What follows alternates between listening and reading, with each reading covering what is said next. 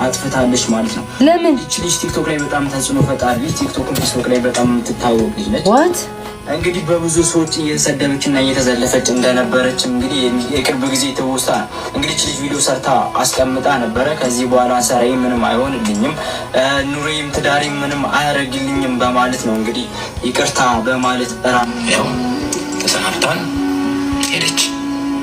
አሁን ከ3 ሰዓት በፊት ፖስት አርጋ ነበር ቪዲዮ ላሰማችሁ። ታው ያውቁና ወዴት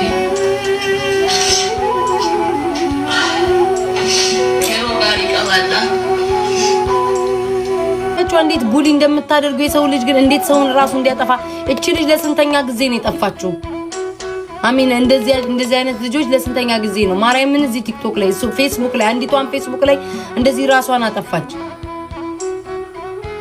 አረ ግን ተው ግን የራሳችሁ ህይወት ሳይሳካላችሁ የራሳችሁን ህይወት በገዛ እጃችሁ አብክናችሁ አበላሽታችሁ የሰው ልጅ እንዲ ቡሊ ያረጋችሁ ሰው ራሱን እስኪያጠፋ ድረስ ማርያምን በጣም እኔ እኮ ወድጄ አይደለም ጋይስ ይታያችኋል አይደል?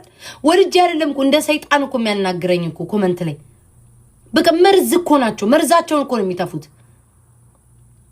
አይሰሙም። እሱም አይሰማም። ይሄንን ምን ተናግሬ ሪከርድ ተደርጎ ቢፖስት ማለት አንቺ ብታጠፊ አትጠቅሚም ታንቀሽ ሙጪ ምናምን ነው የሚሉትኝ። አቃለው እኮ ምንም እኮ የሚሰሙ ፍጥሮች አሉ። ግን ለህሊናችሁ ምንድነው የሚያስደስታችሁ?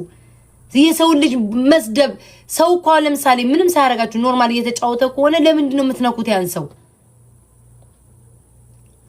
አረ እነዚህ አይሰሙም አሁን